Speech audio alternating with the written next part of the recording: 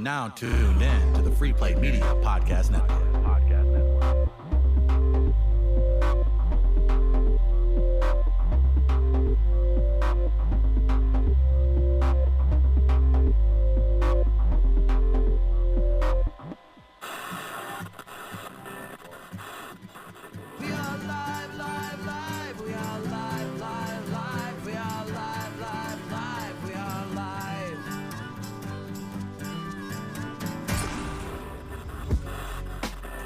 We are live. Chris Denman, Travis Terrell. Exciting times. Got a very fun guest in studio. First, got to tell you about Barrel Beard and Tattoo Oil. Great sponsor of ours here on the show. Presence Float Center. Guys, got to go check it out. Maybe we can get our guest today in the float tank, get his sensory deprivation on, Travis. I don't know if you think can so? handle that. You don't know? I don't know. Yeah, this sounds... What are you talking? Yeah. I didn't know that I was going to... Yeah. Oh, you thought this was an interview. You should have seen Eric's face. Yeah. He was like, wait, What? you're doing what? What are we doing now? Wait a minute. I mean, it's cool if you guys are, but I mean, like, you guys, what's happening? Erik Griffin in town to do comedy at Funny Bone this weekend. You guys got to go check him out. Very funny, very talented actor, writer, and comedian. We're pumped to have you in, man. Good to see you. Thank you. It's good to be here. Did you need a water? Yeah. It's like the 7th time I've been asked. Like, am I in a desert? Yeah, you guys have excess water in St. Louis? Yeah. Is St. Louis water different? Like, what's going on? We get real excited when we see people we've seen on TV shows before, so everybody just gets super polite. I've never been once asked if I need a water in this damn building. So consider yourself. People don't even know we're coming up. Like, not even involved with the show. Do you need a water? I'm sure everybody treats you like that in LA too, right? Yeah. In LA, people are like, "Wait, are you on basic cable?" I don't get any love in LA. Are you kidding me? No. Well, they would at least have to respect you because you're literally twice as tall as 98% of the population. I know. in LA. I am a big dude. I'm down with that though. It makes me respect you. We like the tall comics. There's some big dudes in here too. Yeah. Oh, thank you for that. He's looking around. He's like, I'm not so bad. Yeah. Okay. I'm amongst brothers. It's crazy when I'm the skinniest dude in the room. You know something's wrong. I'm really in the Midwest. Yeah. Hey, boys. Okay. People are calling me, "Hey, little man." That has to be so refreshing. Yeah, I'm like, oh, finally. That's why I love to go in the big and tall store. Like, where's the petite section? That's It's just me. Don't lie. I love that. It's all perspective. You know what I mean? Yeah, whenever we go out there, it's the opposite. We're like, we have not been taking care of ourselves. Yeah. Whereas you get to come here and you feel like I don't know. I feel like, man, I feel like I'm the workout guy. You tone it down with my salad once a week. You know what I mean? Hey, man, cut loose once in a while, will you? So, aside from obviously being at the Funny Bone this weekend, you know him from Workaholics. You know him from I'm Dying Up Here. Very, very talented. I was just bringing it up. Al Madrigal involved with I'm Dying Up Here as well. You guys are buddies. Yeah, no, Al's my guy. I love that. He's a friend of our friend Ian Bagg, and we do a little. Ian Bagg. Yeah. Hello. Yes. Hello. That's the best Ian Bagg I've heard. I am Ian Bagg. I've just heard so many good things about Al, and then now that I know you know Ian like that too, we can talk on a different level, right? We can hear the good stuff, right? What the hell do you want to know? How much do you make a year? Oh, God, here we go. Can I talk to your accountant? You trying to find a husband too? This one over here.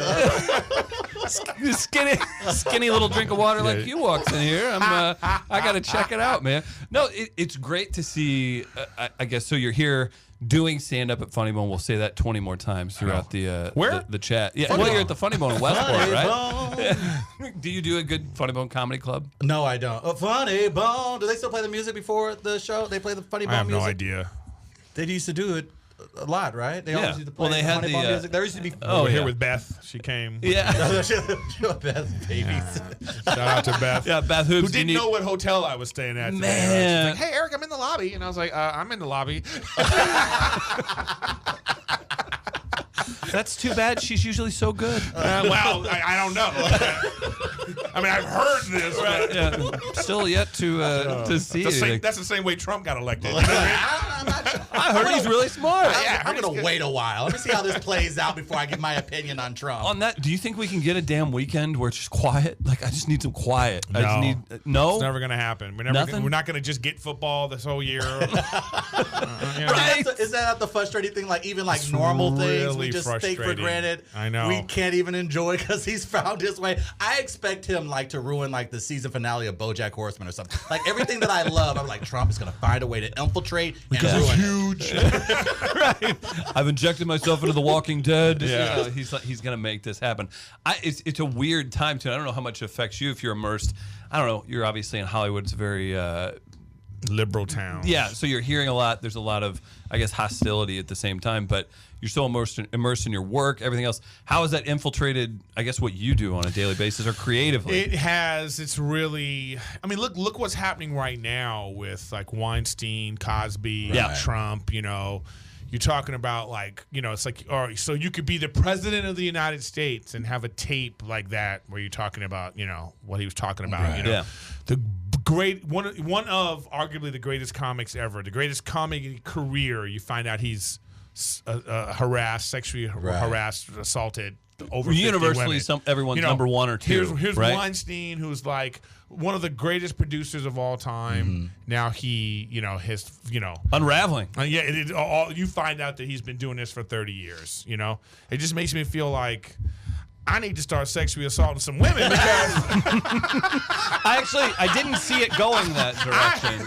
I got to get my career in gear. Right. I was going to say, what is happening? Okay. So that was the secret. That's the secret. Right.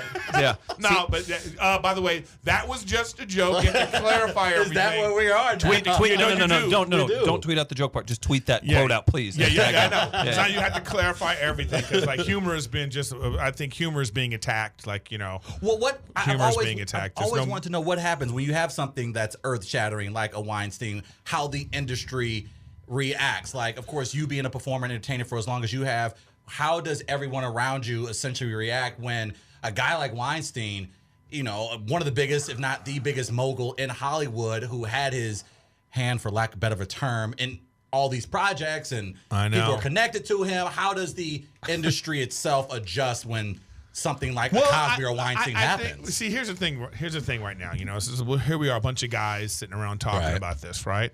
And, you know, the reason why a show like Handmaid's Tale, which like every time a woman goes to the store and her credit card gets declined, she thinks Handmaid's Tale is about to happen, you know? It's like, just pay your bill, bitch, pay your bill. But the real thing is, like, the reason why something like that was so popular right now is because there's like a thought that maybe this could happen, you know, just because if Trump can be president. So, you know, we do have an issue right now, the way women are treated in society, how it has been going on for so long. Male privilege is a real thing. You know, white male privilege is a real thing. And so now it becomes male privilege. Now it becomes, because you're talking about Weinstein, Cosby, and now Trump. What do they have in common? It's not being white, obviously. It's being rich and being male.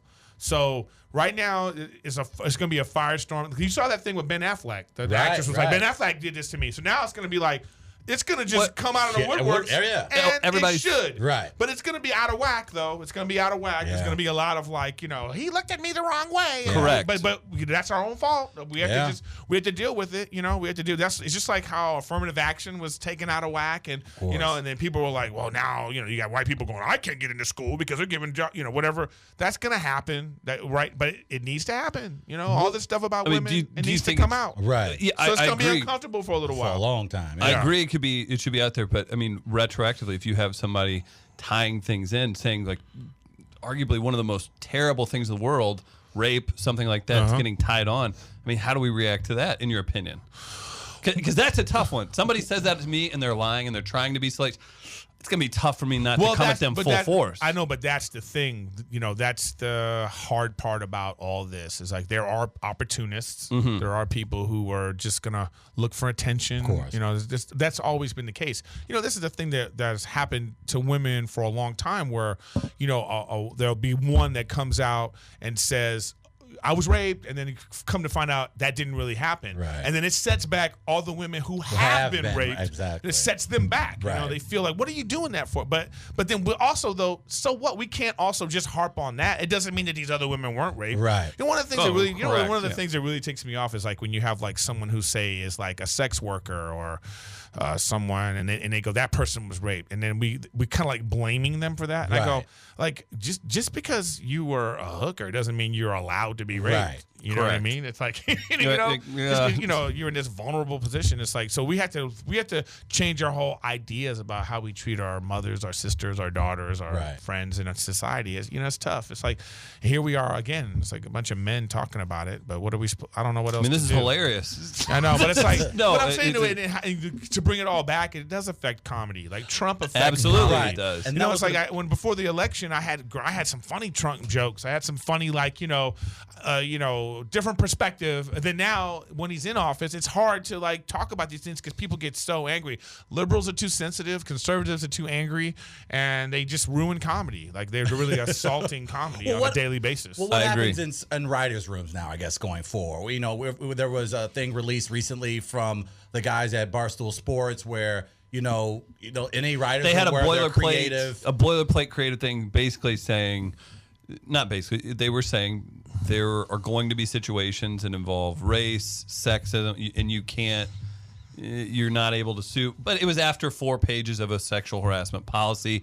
That woman comes out, puts it out. So I get, Travis, back to your question. I just wanted to give some background. No, you talked about the changes that things are around us, obviously, when it comes to Trump, Weinstein, Cosby, et cetera, how they affect comedy. I'm curious as to how that's going to play a part in these writers' rooms where they're trying to become more diverse, trying to make sure more women are at the forefront when it comes to writing and directing.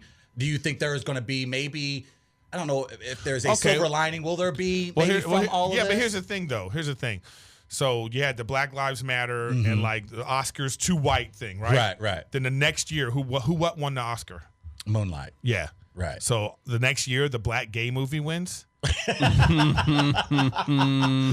which takes away from the actual victory. Right. It takes away from it. So that even though that movie is deserving, sure. If you're at home, you're going like, oh, of course. I see. Guess what won? So thank you. I was like that for sure. Yeah. So now my mom might not surprise. La La Land was wrong. I know. Yeah, exactly. It was a delightful film.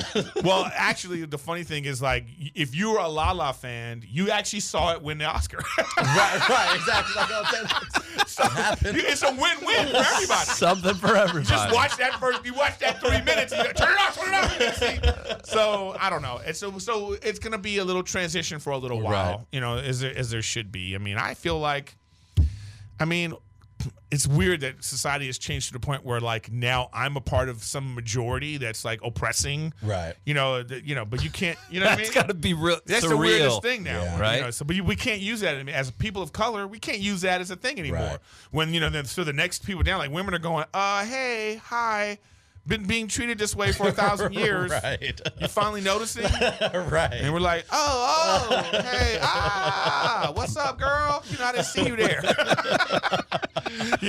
So it's just weird, So, but then, like I say it in my act all the time. Just not everything that happens to you is because of your race, gender, or sexual orientation. Right. Sometimes you're an asshole. That's a great way to put it. I think we all need to remember that. Yeah, too. But at this point right now, though, we have to deal with it. It's like, it's going to be hard. You saw what Oliver Stone was saying about Weinstein. He was like, he's going through something right now too. And he's like, I don't want to. Let's wait for the trial. Right. He's like, if some women are coming out saying that Harvey Weinstein raped them, let's wait for the then trial. Please do. I mean, at least run that course, right? I know, but it's like, damn, how many does it take? Yeah. Before we go, isn't it crazy that it took 19 allegations before we went, that ain't right. Maybe Cosby raped those chicks, I wasn't sure.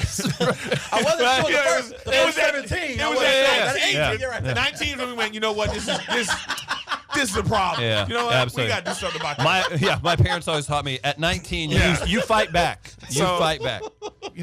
So it's like we're all part of the problem. It's like when I watched, I really did enjoy Handmaid's Tale. I enjoyed that. Right. It's an ill show. It's ill. Right. But as a man, I was thinking, damn, how close am I to this? Right.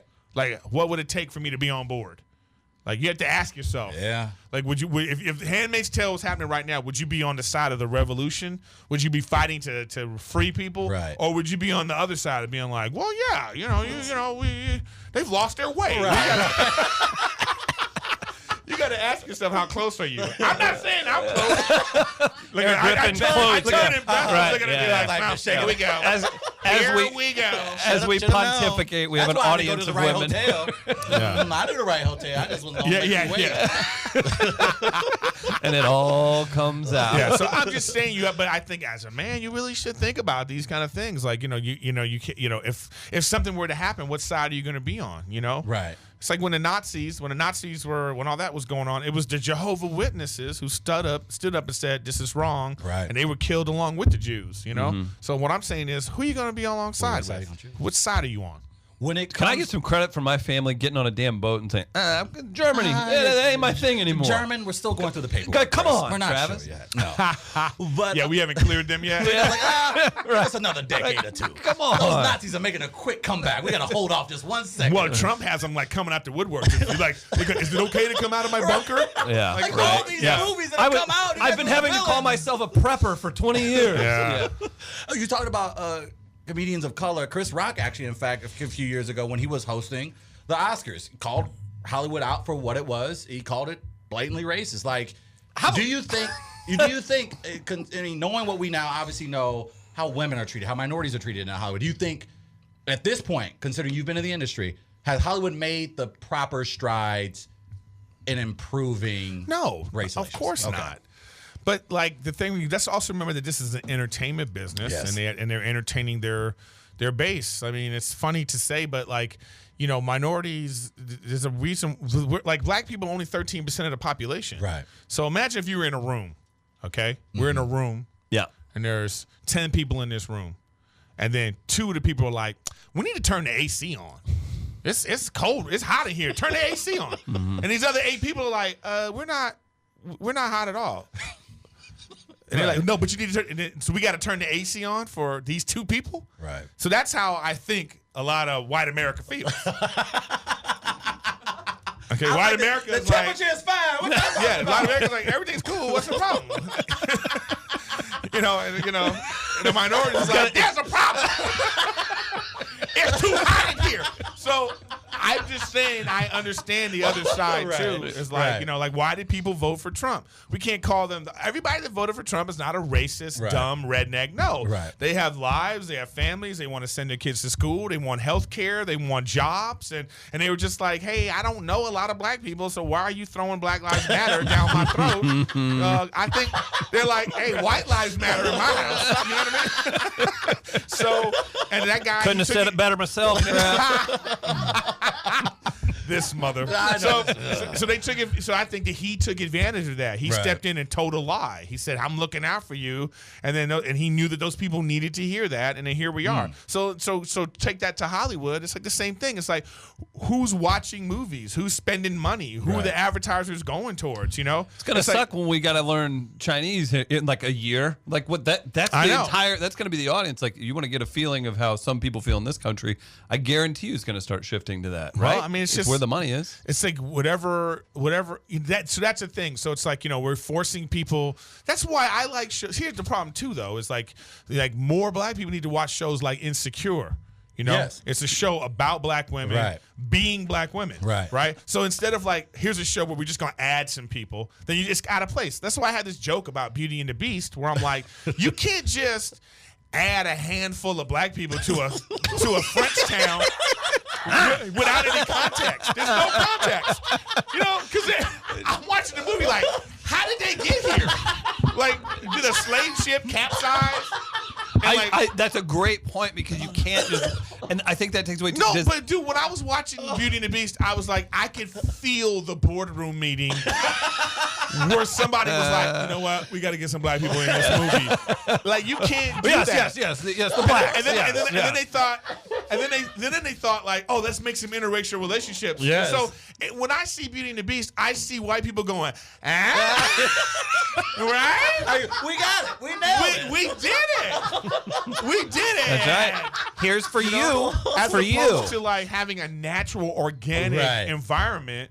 And so then, like, can white people enjoy this organic environment, like a show, like, again, like Insecure, right. you know? And something I really enjoy about that show is that, like, growing up, I'm from a mixed household. You know, I'm mixed. You know, I'm racially ambiguous. So, but I went to like a lot of white schools. You know, so I mean, I like white girls. You know what I mean? I like, you know, I'd never been attracted to black women. And then when I was younger, growing up, it's like how Hollywood portrays black women in such a negative way that you'd be like, I don't ever want to be with black women just because of how they're shown. Right. Insecure is the first time that they've shown black women. Well, the first time I've seen, I'm not saying it's the first time, but the first time I've seen where black women are shown as to be sexual creatures and just like normal, like, you know, they have desires and wants and they're just like you. And then I found myself being like, damn, I want this. And I was like, oh, then I started to realize what's lacking in society is this platform of just like, here's these people. Instead of trying to be like, instead of it being like, well, let's make white people comfortable, let's make black people comfortable. No, it's like, well, let's just show organic environments. And they're just not doing that. That's exactly the same point. That's why I get so frustrated sometimes because you have people from the outside. Well, this is who this is, and I'm like, no, just hang out with these. Proximity fixes so many things like this. And shout out to Insecure Langston Kerman, great guy, came through here, was on that. But from the mouth in that chair, Sherry Shepard told us. She's like, we all have to take this one role when we start. The sassy with an attitude, black woman. And look at Sherry Shepard. Look at her credits, like how many things she's done. And she still has to do that. Best man at her first wedding. Are you serious? Oh, wow. Really? Yeah. He was a comic in. We should move on from this. Yeah, there we go. So do you want to break down the first wedding? No, but do you have a lot to say? But I don't want to. In regards to, like you mentioned, get the Twitter ready. Do you like when you see successes like Insecure? We saw, of course, the massive box office success of things like Get Out. Do comedians of color or entertainers of color in Hollywood or in New York, do they ever go, well, no shit? Like, do they ever just raise their hands like, oh, but what are you talking about? Like, Hollywood always builds itself on the backs of black entertainment. This has been going on for years. Like, the CW started as the WB. A lot of horrible black shows. Then once they get an audience, because white people love black culture. They do. You know, I literally grew up in a town with the word farm in it, and I could sing the Jefferson song when I was 3. Like there's like, what is that statistic about rap albums? Like, what is it, like 8 out of 10 are bought by white kids? They love that. You know, so they love it. They want to be a part of it, and you know, so that's why it goes on. It goes on TV and stuff. You know, the reason, like, you know, you have Latino. There's like whole Latino culture, but white kids don't want to be Latino. So that's why it's not a thing. You know, they're actually a bigger minority now than the black people. Like Latinos are more, but so you want to talk about where's their representation, you know? But they have a whole network, you know, Telemundo, and all that. Do you ever feel like a sense of responsibility or pressure being, you know, I'm a minority, I'm through the door? Do you feel a sense that you have to kind of reach back to pull those guys up? Or I mean, but obviously you're trying to make a career of your own, so you can't. I know you don't have time to necessarily pull everybody up because you're trying to build your own brand. Yeah, it's you just hope that you know. If you think about it, this is why I love sports. Sports is so pure.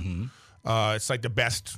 Whoever the best is gets the most money. Correct. No matter what color they are. You know what I mean? That's why, you know, white people keeping baseball around. Don't leave out hockey. Come on. No, but hockey's a whole different animal. But like, white people love baseball because it's the last sport that the white man can be the best athlete on the field. So they keeping that around. I thought we had MMA on lockdown. Then John Jones comes bursting in the door. You know, they love baseball. Like, you know, 30% is Hall of Fame. That's fail in college. You know what I mean? Like, it's the worst. It's the worst. But anyway, but sports is like a great. Like, you look at the NBA. Like, let's look at just the NBA. You know, it was all white. They wouldn't let black people play. Yes. And then they let black people play, and they realized, oh, this is great to watch, right? And then after that, it took years, and now there's black coaches, you know. But how long did that take? So sure, you know. Time. So now you have a black owner. How long did that take? Yeah. So that's how long racism takes to filter out of a society. So we're still there. It's not. It's going to take some time. Right. So, and what we need to start, what I think is happening now, the revolution is starting, that we're going to try to get sexism out of our society. But it's going to take a long time. So we just have to, like, deal with it. Deal with all these things. That makes sense. Yeah, absolutely. It's like you get a fever. It's going to suck really bad as it's working its way out. Well, yeah. So we're still very hot right now. We got the chicken pox. Someone grab the tussin, please. We need some society testing. Oh my gosh. Yeah. So getting deep here. Good for sexism, racism. Yeah. I love the perspective because honestly, anymore you have to have a general knowledge of a ton of different things, or especially somebody like you and your just in your position and what you do for a living. You can be made to look really stupid really quick because of all these we just have a constant influx of info and energy coming at us all the time. Yeah, it's tough. And then you get that. Yeah, and then if you have a camera in front of you, or even this little, you do a radio show in St. Louis when you were just promoting stuff. You say a couple wrong things, you go a couple wrong ways. You're made to look like an idiot. Yeah, I know. It's with the Twitter universe. Do you care for it at all? No. You gotta have tough. that look like I don't bring up social media. Yeah, it's the don't care worst. for It really is. But it's okay. At the same time, you get to touch your fans, though. You literally are like one person away from all of your Weinstein. fans. Yeah, it's easy. No, it's like you think think about someone like Justin Bieber. He's got 70 million Twitter followers. Right. And so that means he's one away from 70 million people. He's in the center, and then around him is 70 million people. So in one way, it is good that you could say what you want to say directly to your fans. No one can filter it. This is what I said, right. And at the same time, everyone has that filter. So now everyone can just talk and say whatever they want. But then listen, look, this is why we got to keep things like the Electoral College. You just have to adjust it. Yeah. Because we don't want, because without the Electoral College, then we're going to vote on Twitter. Right. Absolutely. That's the next step. Or Zuckerberg will just walk into the White House. That's not going to be the move. That's not going to be that. So I don't want to hear about Hillary won the popular vote. Okay, all right, but still, hold back. yeah, that's still 60 million people still voted for the dude. You know what I mean? Do you feel a certain way about new social media comics? Or do you like what is that was a social loaded, media comic? And I guess loaded question. It was pretty Let me answer it for you. I already know what you're trying to say. If you want to find me, if you're a fan of me, you can go to the television. Right. Okay, you can go to the television. That's where you find me. I just stopped myself from high-fiving it. I was like, that's gangster. Yeah, that's where That's cute Vine. That's where you find me. I'm on network television. Yeah, but if you want to find a two-second adorable kid who's very charming, that's that.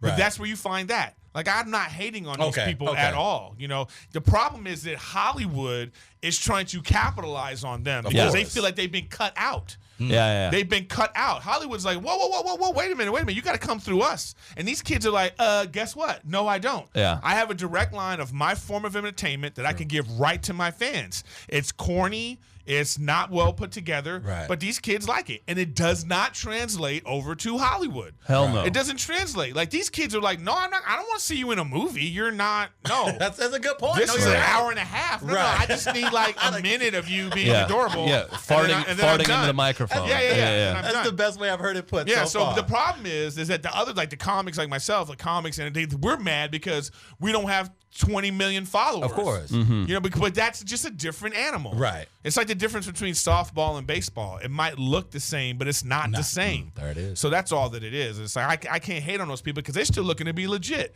That's why I have a lot of these social media kids who are always like, I have some good friends of these young social media kids, and they're like, hey, be in my video, and because they want that, but I'm like, you're winning. right. You know what I mean? You're winning. But why does it go both ways? Why do they crave? You're a tenured, legitimate, very talented person who can do these things, who can do deep, creative endeavors, and then they've mastered this crazy thing that's huge in 2017. Look, Vine's already gone, man. It's gone. Right. Like, the world's changing, Yeah. But like, I'm just trying to tell everybody this: the internet is never going to take over for television. It's never going to take over. The medium and how we watch it is going to change, but that production value is not going to be taken Game away. of Thrones is the biggest TV show ever, and it's an epic, super long thing.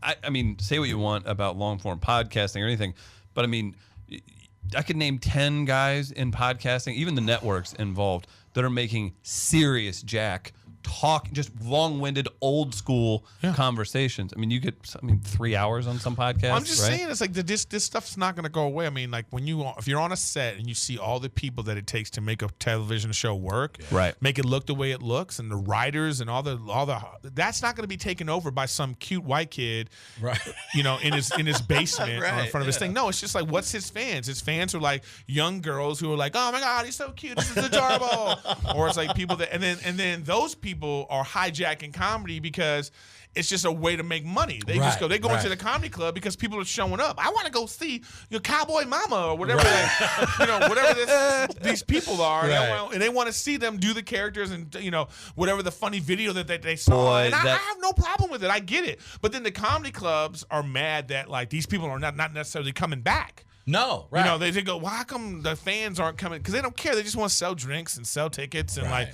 they're not looking out for comedy. They're not like they're not taking care of it. They're not making sure that it's thriving. Right. It's just about making money. Yeah. And how quickly it is what it is. Right. How quickly you can get exposed if you're not ready in that hour or half hour, whatever they're expected to perform. But this is what happens. It's like you get your time though. Remember Dustin Diamond? That dude is coming. He's coming through St. Louis. He again. He did 2 hours. He did 2 years of like where he was at the clubs. Then people figured it out quickly. Yeah. It's like, so they you get your time, but for some reason, like live form entertainment is like, oh, let me go check this out. So I have no problem. I'm not a hater about social media. I get what it is. Like I said, if you want to see me, you find me on TV. Yeah, I'm on Showtime, Comedy Central. You can find me there. You're not gonna find me for 2 minutes on whatever new video app. That's not my thing. Be honest, how fun is it to say out loud, especially in front of a bunch of women? Hey, you can find my ass on Comedy Central. That's fucking Vine. Yeah, but they're going, you're not on Vine? Right, yeah.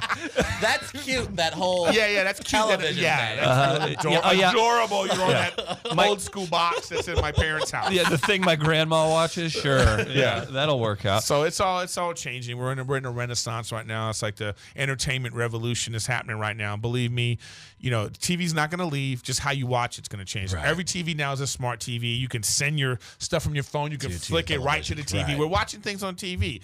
We're just not watching it in the way we're trying to cut out the middleman. Yes. We're just trying to cut out the middleman. And that's shifting. I mean, you have Disney getting into it. Everybody's getting into streaming. All these things. Netflix put Blockbuster out of business. Yeah. And then all these places are going, whoa, wait, why are we paying them when we could do this ourselves? Right. So then now my Xbox, I have like 10 apps on my Xbox. Yes, so I'm still paying for cable. Same. Like I pay for cable, but then I watch it. Like what's crazy? I like Hulu. Hulu is my favorite because if I watch a show on network TV and if it's on Hulu, I'm watching it on Hulu. I don't even DVR anymore because I'm like, I'd rather watch this show on Hulu because there's no commercials. Right. So I can just watch it straight through. So I'm paying. But see, what pisses me off is when I pay cable, that's what I want. Now I realize it's all a game because we're paying them. Yes. And they're getting advertising money. Yeah. Why am I watching commercials? Right. You double dipping. Exactly. So now I'm like, okay, great. I want to watch it on Hulu. So now you have all these apps. So it probably adds up to the same thing. So if you're paying $130 for a cable, well, why not just pay $9 for 10 apps? Yes. Each app, you're getting what you want, customizing. But unfortunately, it's going to, what's going to happen to this? Animal Planet, gone. It's going to be gone. Yes. Discovery Channel, it's going to be gone. All the little niche shows, they're going to be gone because it's going to be all about like only the big things, so MTV or It's true. I mean, it is moving in that direction. So as far as what we need to keep an eye out for you, I know you had a special. Oh yeah, okay, that's good. Just do the business again. No, I don't want you to walk out. Okay. These assholes didn't even talk about my stuff. I can feel the heat from Beth over here. She moved her chair up. Yeah, she was like, "Are you going to talk about the show?" She's gonna drop me off at like the courtyard, some different hotel. Get your own ass to the stuff. Yeah. Oh, St. Louis. You want a tour, huh? Yeah.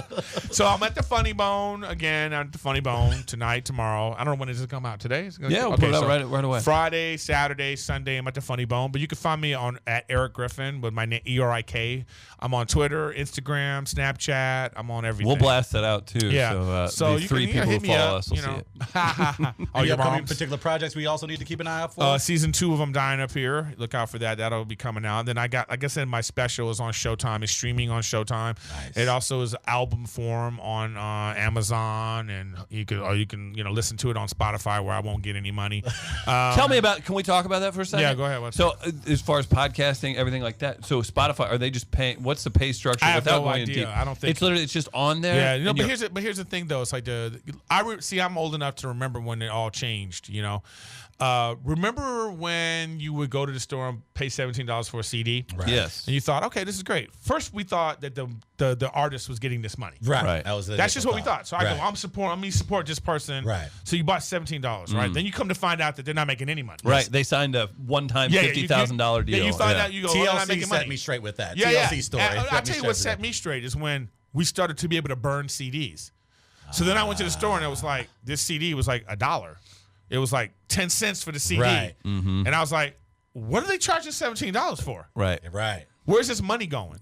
So then there's this revolution of like downloading. Yeah. Now, what's the thing is like, the artists are like, we need to make money. Well, you know what? How you make money is get on the road and have people come watch you. Right. Because it's twofold. It's a double-edged sword because I became fans of people I never would have became fans of. Right. Because I heard their song online. Exactly. And now I'm a fan of this person. Yeah.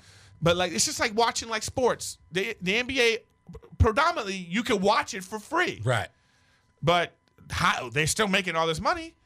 So it's like album sales and that kind of thing. It's different. Right. It's like, do you want to get a bunch of fans that are now a fan of yours? And now you can sell different things. You can sell merchandising. You can sell tickets to your shows. Like they just altered the business is what it is. You have to have that mindset too, especially how fast things change now. Things change so fast. And people that freak out they blame millennials for everything. It's like, no, dumbass. Your thing, you can just move it around, and now you figure out I can make money over here now instead of over here. What we haven't done is we're just stuck in our ways. But like, so in terms of like, to get back to it, how is Spotify, Pandora, and all these things helping comedians? It's just exposure, access. Right. So people could be like, "Oh, I heard you on," and if they come to my show, then that helps me. Exactly. It helps the club. It helps the end of the business. But so it's one of these things where you just want to sit there and go, "I should be making money on everything I do." Right. Like, really? Should you? It's not really how it always works. Should you? I just keep getting more high pitched. Oh man! So it's all in how you look at it. It's just all perspective, Makes sense. Well, man, thanks so much for coming by. You guys got to go check them out again. Funny Bone Comedy all weekend long. Eric, thank you so much, man. It was an absolute delight. You guys got more than you deserved. You know what I mean? You're gonna invoice. I'm gonna be so mad. Yeah. What the hell is this? Yeah, I gotta get paid for this, bro. I normally don't do these bullshit podcasts. But, I'm on premium cable now, guys. No, it's cool. We have a morning show too on AM radio. Yeah. No, I'm just teasing. This was great. I love much. having a good convo. You guys are great. Thanks a bunch, man.